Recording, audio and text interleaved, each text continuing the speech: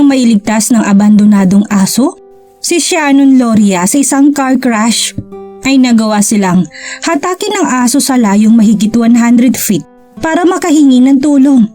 Pero ang sandali pa rin yun ay magdadala sa kanila sa isang nakakasindak na sitwasyon nang hindi nila inaasahan. Habang nabiyahe sa bilis na 60 miles per hour, si Shannon Loria ay natakot sa biglang bagay na tumama sa labas ng kanyang bintana.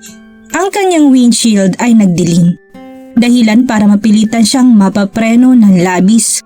Doon, matapos tumama sa 2 puno ay napahinto na rin ang sira ng sasakyan ni Shannon sa isang lugar na napapaligiran ng puno. Ang amoy ng alabok at gasolina ng mga oras na yon ay naghahalo na sa hangin. Ang side fuel para ng kotse ay nasira, dahilan para tumagas ang nilalaman nitong gasolina at magkalat sa lupa. Nagkalat din ang salamin at ilang dumi sa loob ng sasakyan. Dahil sa lakas ng pagkakabangga nito, si Shannon naman ng mga sandaling iyon ay naiwan na lamang na nakayakap sa airbag na siyang sumalo sa kanyang muka. Halos wala pa siyang malay ng mga sandaling iyon, kasabay ng kanyang car alarm na umiingay sa paligid. At nang magawa ng hawakan ni Shannon ng kanyang mga kamay ang kanyang ulo, ay nakita niyang napupuno na ito ng dugo. Hindi na niya malaman ang kanyang gagawin. Ang pangyayari ay nagdala sa kanya ng kalituhan at pangamba, kasabay ng pinsala na kanyang natamo. Ang sasakyan noon ay halos magbukas na dahil sa lakas ng pagkabangga. Gamit ang natitira niyang lakas ay pilit kinaya ni Shannon na lumabas ng sasakyan, palabas ng kalsada kung saan siya napahamak. Sa kabilang banda naman, isang aso pala na sa hindi kalayuan ang naalarma sa nangyaring trahedya. Naglalakad lamang ang aso noon.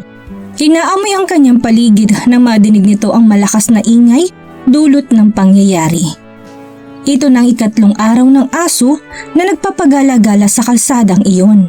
Ang 7 pounds na German Shepherd na may kakaibang gawaing na iiba sa karamihan ng aso, kung saan madiskarteng nananakaw ng asong ito ang liham ng mga kabahayan hindi kalayuan sa lugar at mga bike helmet na nananakaw ng aso sa kanilang mga garahe. Kaya naman tinuturing na ang aso sa lugar na yun bilang sakit sa ulo ng nakakarami. Pero ngayon ay mapapatunayan niya na hindi lahat na nakikita nila at pagsususpetsa ay tama. Agad na nakbo ang aso palapit sa bumanggang sasakyan ni Shannon para gawin ng isang misyon. Nilapitan agad nito ang halos wala pang malay na si Shannon sa kalsada. At nang mapagtanto ng aso na wala ding katao-tao sa paligid, ay wala na siyang napagpilian kung hindi gawin ang isang bagay. Sa loob na ilang sandali nagsagawa ng ingay ang aso, umaasang makakakuha siya ng atensyon sa paligid.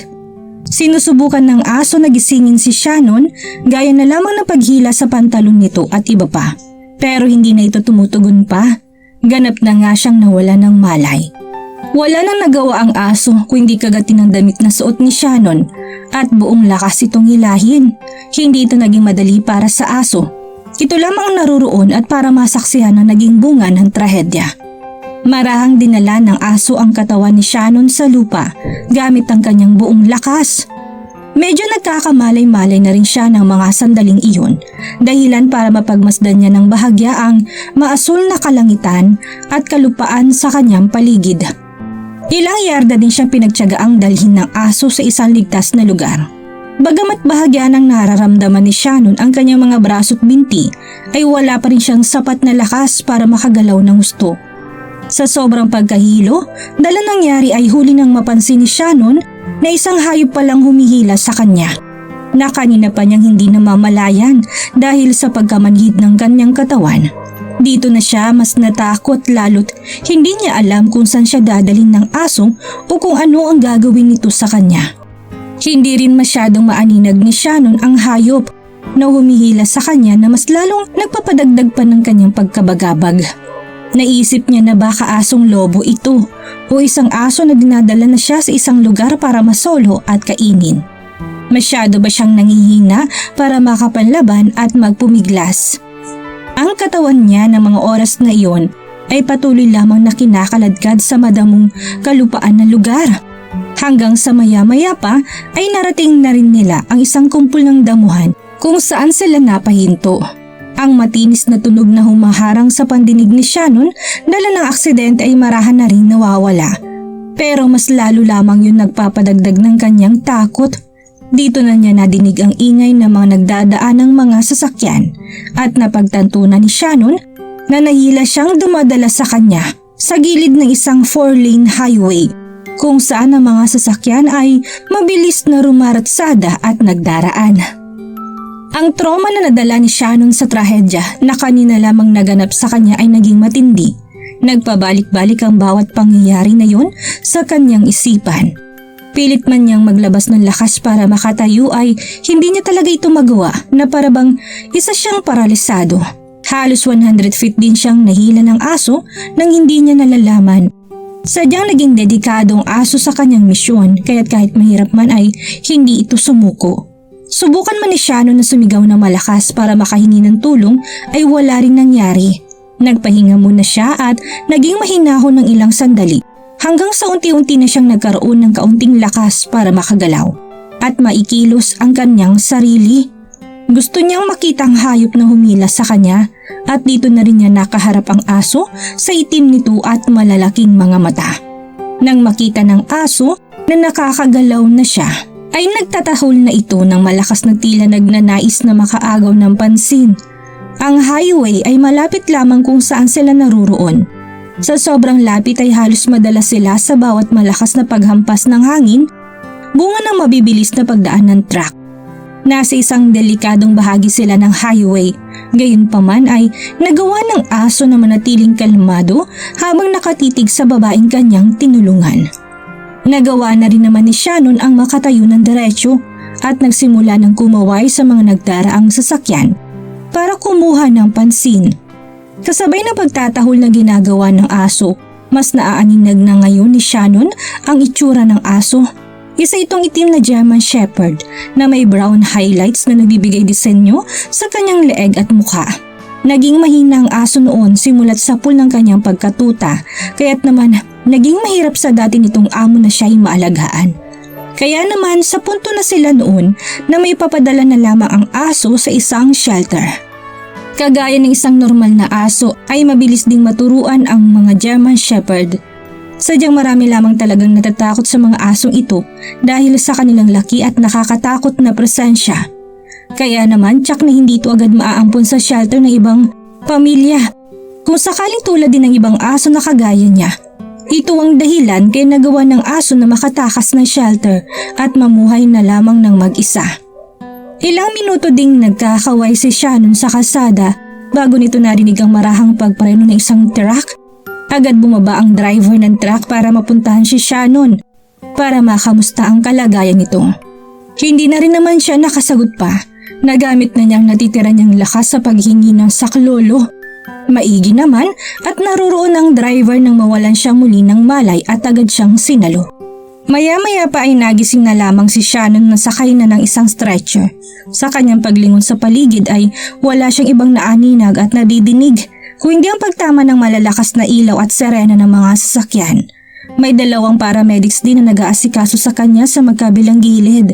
May ingat siyang dinadala sa ambulansya na siyang magdadala sa kanya sa ospital. Sinubukan man ng mga rescuers na matanong si Shannon na mapamulat ito, ay hindi na ito nagawang makasagot pa dahil sa panghihina. Nais alamin ng mga rescuers kung may iba pa bang kasama ang babae sa sasakyan ng ito ay maaksidente. Kaya naman ang paramedics ay nagsagawa na ng investigasyon sa area para masuri ang buong pangyayari. Nang mapadako naman ng mga paramedics sa pinangyarihan ng trahedya ay nagulat silang makita na may nagawa pang makaligtas sa ganung uri ng aksidente. Hindi lamang dahil doon, dahil nagawa din ni Shannon na mapadpad sa isang lokasyon na nasa 100 talampakan din ang layo mula sa lugar ng pangyayari para lamang makahingi ng tulong. Sa ospital na rin nagawang maipaliwanag ni Shannon ang lahat. Dito, hinahanap niya ang isang aso at hindi kung sino man. Nagtataka naman din ang mga doktor na nagsabing Baka dala lamang ng tinurok nilang anesthesia, kaya't kung ano-ano na lamang ang naiisip at nasasabi ng kanilang pasyente. Pero maging hanggang sa pagbalik ng kanyang lakas ay wala pa rin naging pagbabago sa kanyang kwento. Pinatunayan niya na ang kanyang pagsasadulang sinasabi ay totoo. Dahilan ito para hanapin ng mga otoridad ang aso at ang kanila itong makita ay agad nilang iniskan ng microchip na nakakabit dito. Dito nila nalaman ang mga pangalan ng dating nagmamay-ari sa aso. Pero ang mga taong yon ay tumangging maibalik pa sa kanila ang dati nilang alaga. Rason para dalhin na lamang ng mga otoridad ang aso sa shelter kung saan ito nakaalis dati, para sa pag-asang maampun at maalagaan ng iba. Siyempre, si Shannon ay naawa naman sa aso na tumulong sa kanya. Meron na siyang 5 pang aso na inaalagaan at lahat ng mga ito'y natagpuan niya rin sa kalsada. Lumaki si Shannon sa paligid ng kanyang pagtulong sa ginagawa sa mga hayop. Kaya naman alam niya na ang asong tumulong sa kanya ay nararapat lamang na mabigyan ng maayos na tirahan. Ilang araw pagkalabas ng ospital ay nagawa na niyang madalaw ang aso sa Thomasville Country Humane Society kung saan ito dinala. Dito nabuhayan ng aso na masilayan si Shannon na bigla na lamang itong lumakas at naging masigla. Lumabas ang aso sa shelter na yon na napupuno ng buhay at kaligayahan na makikita mo kagad sa ginagawa nitong pagkilos. Pero ang pagbisita na yon ay hindi rin pala magtatagal. Agad naman din natanong ni Shannon ng mga staff ng shelter kung gaano katagal nila tinatansyang maampun ang asong tumulong sa kanya. Ang mga staff naman doon ay natigilan at hindi gaano nakasagot ng diretsyo dahil alam nila na maliit lamang ang tsansa sa ganung uri ng aso. Ang maampun ng ganung kabilis sa edad na 2 taon ay malaki na ang aso para maging ideal option pa sa mga nabisita nilang adopters. Marahil dahil sa takot o iba pang mga dahilan, kung makikita lamang nila ang aso sa tunay na ugali nito, hindi base sa itsura ay maiiba sana lahat. Kailangan lamang ng isang uri ng aso, gaya ng German Shepherds, ng maayos at tamang pag-aalaga, lalo ng atensyon para hindi sila magkaroon ng hindi magandang behavior na siyang kinakabahala ng marami.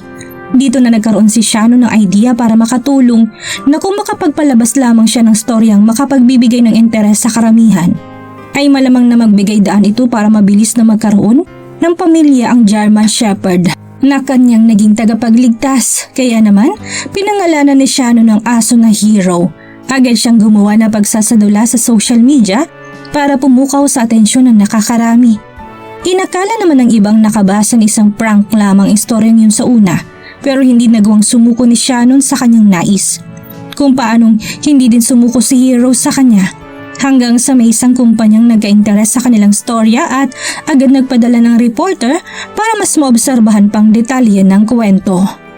Nagawa pa nilang ma-interview ang lalaking tumulong kay Shannon para patotohanang may kasama itong isang aso na kasabay niya humihingi ng tulong sa mga nagdaraan.